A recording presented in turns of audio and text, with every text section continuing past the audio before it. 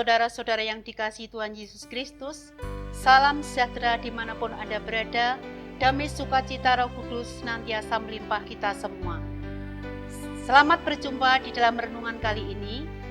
Renungan kali ini seperti yang kemarin saya ingatkan, remanit, renungan 5 menit, waktunya sedikit, berkatnya selangit. Jadi jangan tinggalkan, 5 menit gunakan waktu untuk kemuliaan Tuhan. Mari, hari ini kita akan mengambil dari Efesus 4 ayat yang ke-32 yang demikian bunyi firman-Nya. Tetapi hendaklah kamu ramah seorang terhadap yang lain, penuh kasih mesra dan saling mengampuni sebagai mana Allah di dalam Kristus telah mengampuni kamu. Tema kali ini diberi judul melepaskan pengampunan. Melepaskan pengampunan adalah satu hal yang berat jika kita belum memahami bahwa Yesus telah mengampuni kita lebih dulu dengan mencurahkan darah di kayu salib. Catherine Panjaitan merupakan putri sulung pahlawan revolusi Mayor Jenderal Donald Iskak Panjaitan. D.I. Panjaitan bersama 6 perwira TNI lainnya dibunuh oleh gerombolan Partai Komunis Indonesia pada 30 September 1965 dan jasadnya dibuang di lubang buaya. Pembunuhan ayahnya itu menimbulkan trauma yang mendalam bagi Catherine karena ayahnya ditembak mati persis di depan matanya. Waktu itu usia Catherine masih 18 tahun. Peristiwa itu begitu menyakitkan baginya dan meninggalkan kenangan buruk dalam hidupnya selama puluhan tahun. Setahun pertama sejak kematian ayahnya, Catherine hanya bisa menangis dan marah. Ia sangat sakit hati dan rasa marah, sedih, sesal menjadi kehidupan sehari-hari selama puluhan tahun. Apalagi ia tinggal di rumah di mana ayahnya ditembak, sehingga setiap kali lewat di tempat ayahnya ditembak, ia selalu ingat peristiwa penembakan tersebut. Saudara yang terkasih di dalam nama Tuhan Yesus Kristus, jangan biarkan kepahitan, kesedihan, keterpurukan merusak jiwa kita. Sebab di mana ada kepahitan, di situ iblis sedang bersorak-sorak, bertepuk tangan, ingin mengambil dan memisahkan jiwa kita dari Kristus. Khawatir kejiwaan sampai rusak, dokter menyarankan agar Catherine pindah dari rumah mereka, sehingga Catherine bisa melupakan trauma yang dialaminya. Namun Ibu Catherine menolak karena mereka baru pindah ke rumah tersebut. Rumah itu baru dibangun setelah mereka pulang dari Eropa, di mana ayahnya ditugaskan. Di sana, ia melanjutkan pendidikannya, memasuki beberapa sekolah komputer, kecantikan, dan lain sebagainya. Tetapi tidak pernah selesai. Kenapa? Karena Catherine masih menyimpan kepahitan di dalam hatinya ketika dia melihat ayahnya ditembak. Catherine belum bisa melepaskan pengampunan atas kekejian orang itu kepada ayahnya. Dan Catherine belum sepenuhnya menyerahkan kepahitan itu di dalam Tuhan.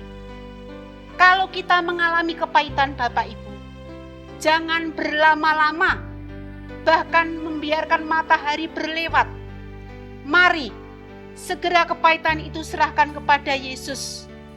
Biarkan melalui Roh Kudus bekerja di hati kita, memberi suatu ketenangan, langkah apa yang akan kami ambil, supaya kita tidak jatuh ke dalam dosa. Meskipun ragu, Catherine mencoba menuruti apa yang dikatakan oleh orang-orang sekitarnya dengan penuh kasih. Catherine melihat Bapak pendeta yang khotbah pada waktu itu memberikan satu ayat Alkitab yang langsung menyentuh dalam hatinya.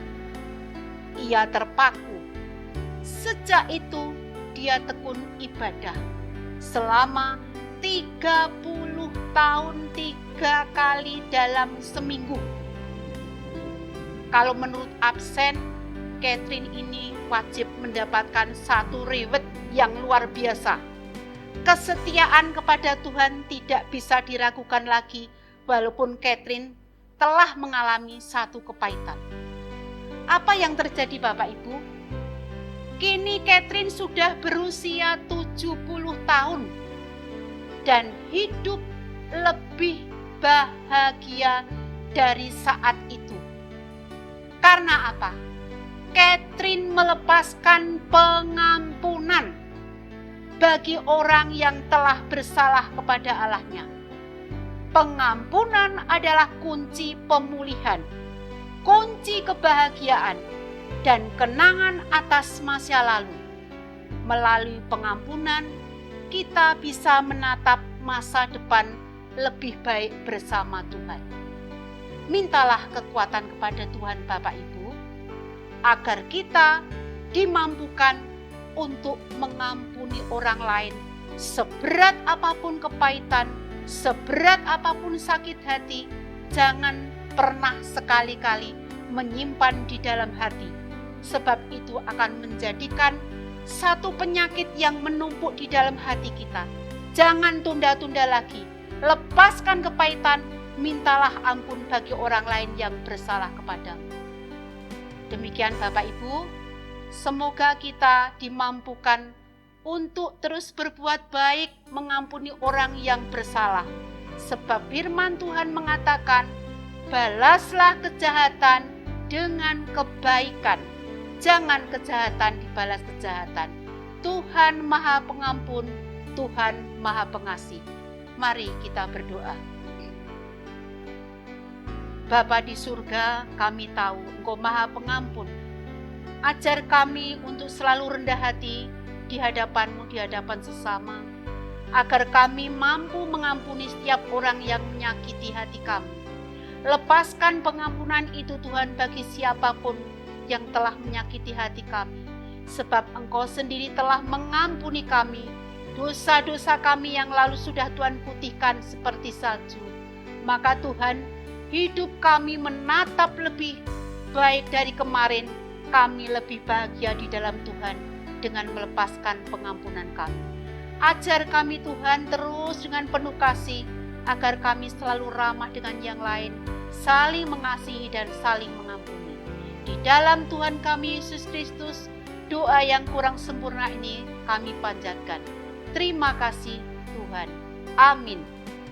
Sampai berjumpa di lain kesempatan, di renungan yang lebih menarik. Jangan lupa, remanit, renungan 5 menit, waktunya sedikit, berkatnya selangit.